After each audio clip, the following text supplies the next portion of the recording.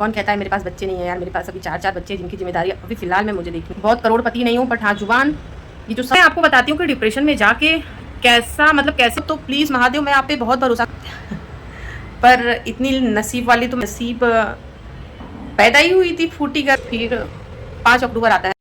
So hey YouTube family, welcome back to my channel and welcome back to another blog. क्या बोलूँ, मैं बहुत time बाद आ रही हूँ, पता नहीं कितने टाइम पहले मैं ब्लॉगिंग की थी, मुझे खुद को याद नहीं है।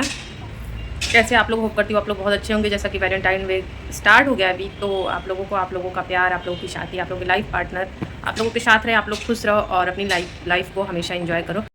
सो गाइस, जैसा कि कल था रोज़ डे, आज है प्रपोज डे। तो रोज़ डे पे तो मुझे तो रोज़ मिल गया है, क्योंकि मुझे तो रोज़ डे पे रोज़ मिल गया था। और किसको किसको मिला मुझे कमेंट्स में ज़रूर बताएं, और ये भी बताएं कि आपको मतलब ये कितने सालों बाद मिला या फर्स्ट टाइम मिला, ये भी कमेंट्स में ज़रूर करें। मेरा रोज़ तो देखो,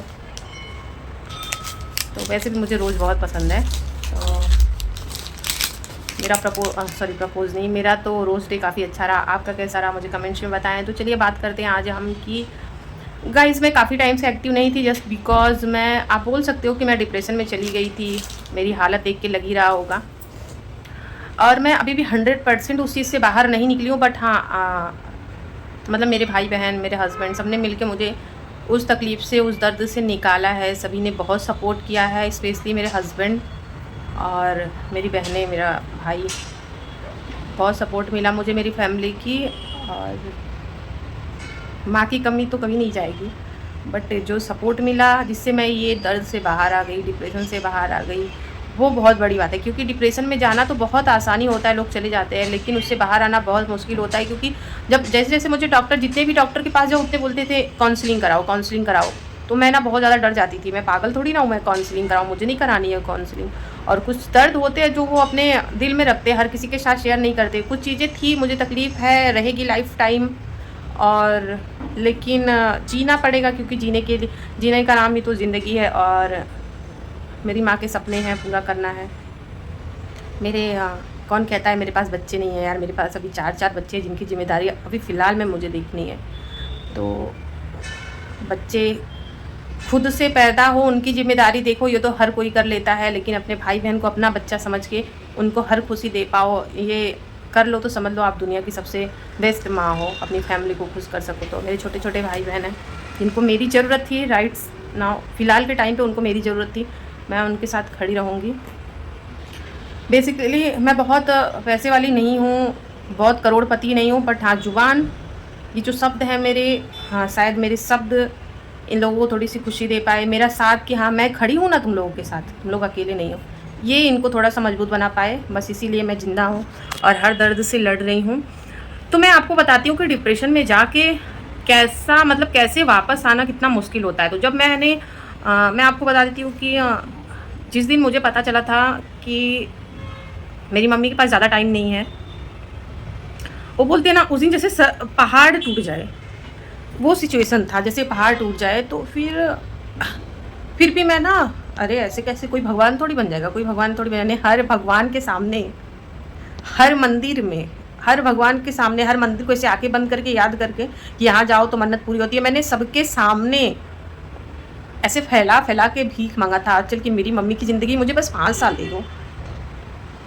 लास्ट में मैंने ये बोला कि भगवान अगर आप हो तो प्लीज़ महादेव मैं आप पे बहुत भरोसा करती हूँ, मेरी मम्मी की ज़िंदगी सिर्फ 1 साल दे दो, मेरे छोटे छोटे भाई बहन दोनों की शादी फटाफट हो जाए, उनकी जो इच्छा है वो पूरी हो जाए। पर इतनी नसीब वाली तो मैं थी नहीं कि भगवान मेरी बात सुन लेते। मैं तो अपनी नसीब पैदा ही हुई थी फूटी गरम लेके, तो भगवान सुनते कहाँ से, उन्होंने नहीं सुनी। फिर 5 अक्टूबर आता है, 3 अक्टूबर को मेरी मम्मी फर्स्ट टाइम हॉस्पिटल से जिद करके घर आती हैं। और उस टाइम मैं ऐसा फर्श पे गिर जाती हूँ कि मम्मी पता नहीं क्यों मुझे बहुत डर लग रहा है तुमको घर ले जाने में। तो बोलती नहीं मैं ठीक हूँ, ऐसा गुस्सा में ठीक हूँ, मुझे घर जाना है। तो 3 अक्टूबर को हम उनको घर लेके आते हैं। 3 अक्टूबर को रात को 12 बजे के बाद 4 अक्टूबर स्टार्ट हो गया, 2 बजे तक उनको दर्द शुरू हो गया। फिर हम लोग 3 बजे 3:30 बजे तक 4 व्हीलर बुलाते हैं, फिर उनको लेके हॉस्पिटल जाते हैं।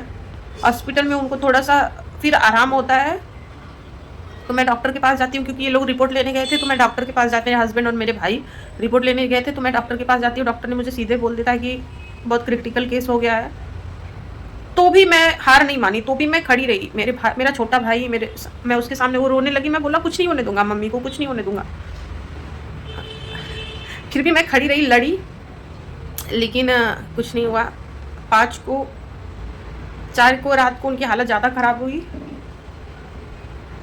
वो दिन मेरी ज़िंदगी का ऐसा दिन है कि मैं पूरी लाइफ नहीं भूल पाऊँगी। जिंदा रहूँगी लेकिन पूरी लाइफ नहीं भूल पाऊँगी। मैं किसी से शेयर भी नहीं कर पाती अपने दर्द को। जब मेरी मम्मी ने बोला था कि नहीं बोल पाऊँगी, तो 5 को सुबह मॉर्निंग में वो हमें छोड़ के चली जाती है। तो मेरे डिप्रेशन में जाना तो बनता है यार। लोगों ने मुझे गलत समझा, बहुत लोगों ने नाटक कर रही है, रोना रो रही है, ड्रामे है। जिसके जेनी की वजह ही उसकी माँ थी, वो ड्रामा कैसे कर सकता है यार। तो मैंने जो है 5 को मॉर्निंग में वो हमें छोड़ के इस दुनिया से चली जाती है। उनकी जिम्मेदारियाँ, उनके सपने सब अधूरे रह जाते हैं, अभी रह गए हैं। जाते जाते उन्होंने कुछ चीज़ें बोली थी मुझे, जिसमें मुझे खरा उतरना है। पता नहीं मैं उतर पाऊँगी, ट्राई करूँगी।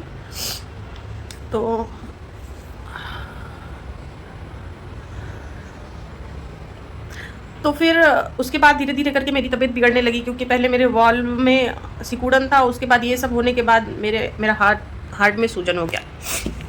क्यों, मैं ये सदमा बर्दाश्त करना मेरे लिए बहुत बड़ी बात थी। मैं तो जी गई यार, जिंदा हूँ, इस पर मुझे शर्म आती है कि मैं बोलती थी मम्मी के अलावा, मम्मी नहीं रहेगी तो मैं ज़िंदा कैसे रहूँगी। और मैं ज़िंदा हूँ, खा रही हूँ, हंस रही हूँ, बोल रही हूँ, सबसे बातें कर रही हूँ। हाँ, एक चीज़ मेरे में बदलाव आई है गाइस, कि मैं फ़ोन नहीं उठा पाती हूँ किसी का। मैं फ़ोन पे कॉल पे बात नहीं कर पाती हूँ, क्योंकि कैसा था, पहले मैं किसी से भी बात करूँ, किसी का भी कॉल आता था, तुरंत मेरी मम्मी का वेटिंग में आने लगता था। मैं, अरे सुनना मेरी मम्मी का कॉल आ रहा है, मैं सामने वाले का कितना भी इंपॉर्टेंट कॉल हो मैं कट कर देती थी पहले। मेरी मम्मी, ना मम्मी है ना मम्मी का कॉल है, इस वजह से मैंने किसी का कॉल उठाना छोड़ दिया। हाँ, एक चीज़ मेरे में बदलाव आई है गाइस, कि मैं फ़ोन नहीं उठा पाती हूँ किसी का। मैं फ़ोन पे कॉल पे बात नहीं कर पाती हूँ, क्योंकि कैसा था, पहले मैं किसी से भी बात करूँ, किसी का भी कॉल आता था, तुरंत मेरी मम्मी का वेटिंग में आने लगता था। मैं, अरे सुनना मेरी मम्मी का कॉल आ रहा है, मैं सामने वाले का कितना भी इंपॉर्टेंट कॉल हो मैं कट कर देती थी पहले। मेरी मम्मी, ना मम्मी है ना मम्मी का कॉल है, इस वजह से मैंने किसी का कॉल उठाना छोड़ दिया। मैं किसी से भी कॉल पे नहीं बात करती। शायद मुझे लोग गलत भी समझे, चाहे गलत समझे चाहे अच्छा समझे, मुझसे नहीं हो पाता है। जब जिस दिन हो जाएगा उस दिन मैं खुद ही कर लूँगी, बट इस वक्त तो नहीं हो पाता है। फिर एक दिन हार्ट में सूजन हो गया, तकलीफ हो गई, डॉक्टर के पास गई। डॉक्टर ने बोला कि नींद नहीं आ रही थी 2 महीने से, बिल्कुल रात दिन सोई नहीं थी मैं एकदम 2 महीने। तो डॉक्टर ने बोला कि इनको काउंसलिंग की ज़रूरत है, एक बार साइकियाट्रिस्ट के पास ले जाओ इनको और काउंसलिंग कराओ। तो क्योंकि ये डिप्रेशन में जा चुकी है, डॉक्टर ने ऐसा बोला। एक नहीं 3 डॉक्टर ने बोला, तीनों ने यही बोला काउंसलिंग, क्योंकि ये डिप्रेशन में जा चुकी है। मैं किसी से बात नहीं करती थी, कोई चीज़ अच्छी नहीं लगती थी, चिड़चिड़ी हो गई थी। फिर ये लाए मुझे, बोले काउंसलिंग के लिए। मैं काउंसलिंग के लिए नहीं जाऊँगी। मेरे हस्बैंड बोले, मेरा भाई बोला रिपोर्ट के लिए बोला गया। मैं बोली कुछ नहीं कराऊंगी, मैं दिमाग से पागल नहीं हूँ, मैं दर्द में हूँ, मैं डिप्रेशन में नहीं हूँ। फिर बहुत टाइम तक लड़ी इस चीज़ से निकलने के लिए, बहुत लड़ी। अभी निकलना इतना आसान नहीं, निकल तो आज भी नहीं पाई हूँ, नींद तो आज भी नहीं आती है, बट याद मम्मी की हमेशा आती है। तो फिर मैंने यूट्यूब पर सर्च किया कि डिप्रेशन से हम खुद से कैसे निकल सकते हैं। फिर उसमें सबसे बड़ा योगदान मेरे हस्बैंड का रहा है। मैं उनके मुंह पे कभी नहीं बोलती हूँ, बट उन्होंने इस टाइम पे मुझे जिस तरीके से उन्होंने संभाला है ना, बहुत बड़ी बात है यार। किस्मत में एक चीज़, कहीं तो कुछ अच्छा किया था जो मुझे हस्बैंड ये मिले, बहुत बड़ी बात थी, जिन्होंने मुझे इस दर्द से निकाला, इस तकलीफ से निकाला। मेरी बहनें जो मेरे पैर के पास बैठ के, मेरी बीच वाली बहन रोने लगी कि अगर अब तुमको कुछ हो गया तो हम लोग अनाथ हो जाएंगे, दवा लो, ठीक से दवा खाओ, नहीं तो तुम, क्योंकि मैं नींद की भी दवा खा रही। एक दिन ऐसा हो गया कि 2-3 गोली नींद की खा गई, मुझे नींद नहीं आ रहा था, तो पागल हो जा रही थी। नींद अभी भी अच्छे से नहीं आती, 2 घंटे ऐसे ही करके बस सो पाती हूँ। उसमें भी मम्मी के सपने आ जाएंगे, या तो मुझे ऐसा फील होगा कि जिस दिन फील होगा कि मम्मी ऐसे कर रही, उस दिन मैं सो लेती हूँ, लेकिन जिस दिन नहीं फील हुआ उस दिन नहीं सो पाती। तो मेरी बीच वाली बहन मेरे पैर के पास बैठ के रोने लगी कि अगर तुमको कुछ हो गया ना तो हम लोग अनाथ हो जाएंगे और बर्बाद हो जाएंगे। जब उसका ऐसा रोना देखी ना, तो फिर जाके मुझे रियलाइज़ हुआ कितनी सेल्फिश हूँ यार मैं। मेरी मम्मी ने इन लोगों को मुझे सौंप के क्या है गई है, और मैं इन लोगों को रुला रही हूँ बैठ के। फिर मैंने उस दिन से डिसाइड किया, और मैं टाइम टू टाइम, उसने कसम दिया, फिर मैं टाइम टू टाइम दवा और अपना खुद से डिप्रेशन से निकलने के लिए। तो मैं आपको बता दूंगा, इस डिप्रेशन से निकलना बहुत मुश्किल नहीं है, बहुत ईजी है। मैं खुद निकली, उस चीज़ से बाहर आई हूँ, इसलिए आपको बता रही हूँ।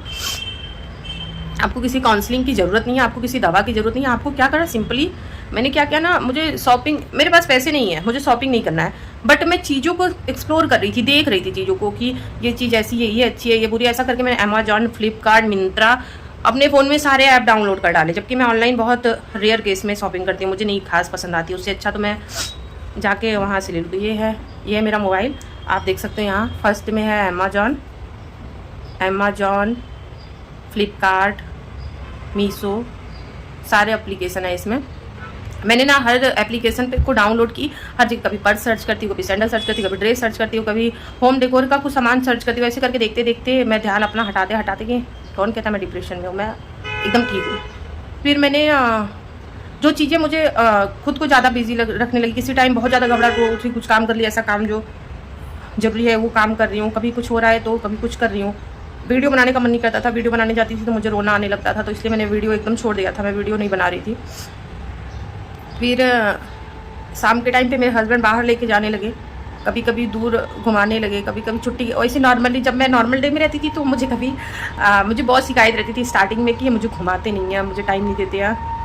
और उन्होंने इस टाइम पे, जब एक बेटी को अपने माँ के जाने का दुख होता है, उस टाइम पर उन्होंने जिस तरीके से मुझे संभाला है मैं उनके मुंह पे कभी नहीं कहूँगी, बहुत बड़ी बात है। उन्होंने बहुत अच्छे से संभाला मुझे, बोलने लायक बना दिया, वापस से ज़िंदा कर दिया मुझे संभाल के, मेरे सामने एग्जाम्पल रख के कि अगर तुम्हें जिम्मेदारियों से भागना है तो मैं क्या कर सकता हूँ, मतलब तुम भागो जिम्मेदारी से। अपनी मम्मी ने जिम्मेदारी, ऐसे बार बार मम्मी ने बोला है, मम्मी की बातों का वैल्यू ऐसा है तुम्हारी नज़र में, मम्मी ने बोला, ऐसे बोल बोल के उन्होंने मम्मी को ही जरिया बनाया और मुझे उस दर्द से, उस तकलीफ़ से बाहर निकाला।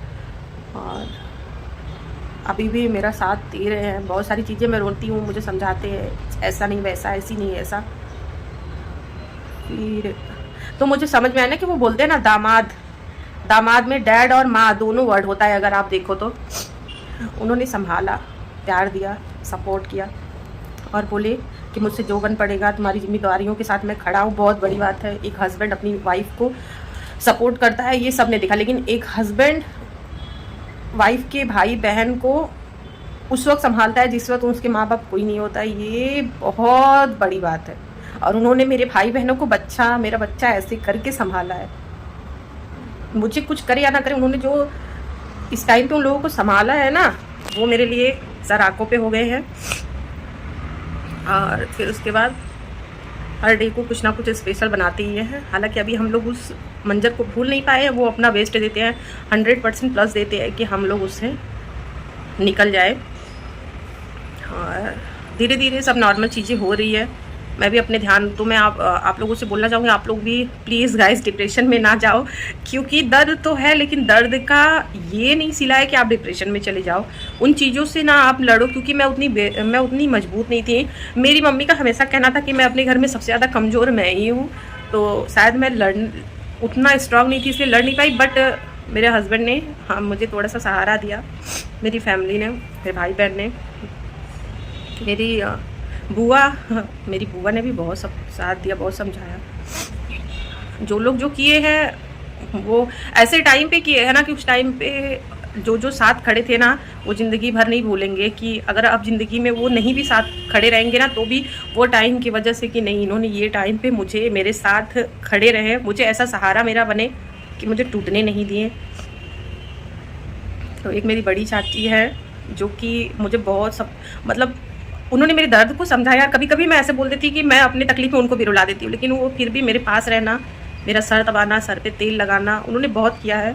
उनसे भी मैं कभी नहीं बोली, बट हाँ, उन्होंने भी बहुत किया है। इन्होंने ये टाइम पे मेरे साथ खड़े रहे, मुझे ऐसा सहारा मेरा बने कि मुझे टूटने नहीं दिए। तो एक मेरी बड़ी चाची है जो कि मुझे बहुत सब, मतलब उन्होंने मेरे दर्द को समझाया। कभी कभी मैं ऐसे बोल देती कि मैं अपनी तकलीफ में उनको भी रुला देती हूँ, लेकिन वो फिर भी मेरे पास रहना, मेरा सर दबाना, सर पे तेल लगाना, उन्होंने बहुत किया है। उनसे भी मैं कभी नहीं बोली, बट हाँ, उन्होंने भी बहुत किया है यार। जिसने जो किया है यार, दिल तो है ना, दिमाग है ना, तो पता है ना किसने क्या क्या किया है। तो उनके लिए भी दिल से आभार रहेगा कि उन्होंने ऐसे टाइम पे मुझे संभाला, और कोशिश उन्होंने भी 100% किया। उनसे जितना बन पड़ा वो सारी चीज़ें की मेरे लिए, मेरी बहनों के लिए, और आज भी करेंगी, आई नो।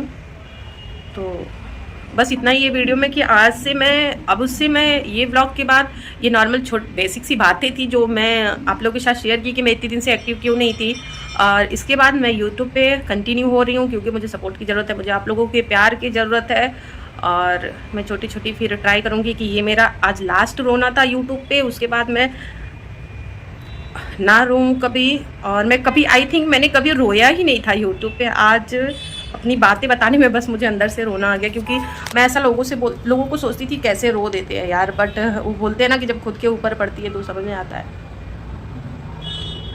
तो अभी सबकी ताकत बननी है तो मुझे मजबूत बनना है। और जैसा कि मेरे हस्बैंड ने बोला कि मम्मी की ख्वाहिशें, मम्मी की इच्छा तुम्हारे लिए कुछ मैटर करती है, या तुम्हें डिप्रेशन में जाना है या तुम्हें मरना है, अब तुम डिसाइड कर लो।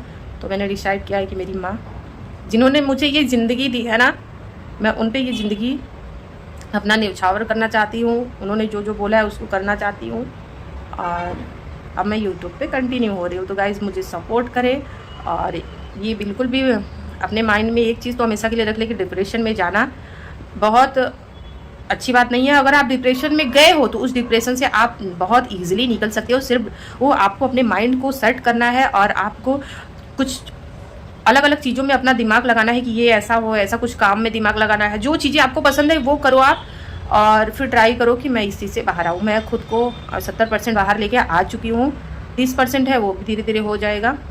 तो मैंने भी खुद से, जब तक हम खुद से नहीं ट्राई करेंगे तब तक कभी भी पॉसिबल नहीं हो पाएगा।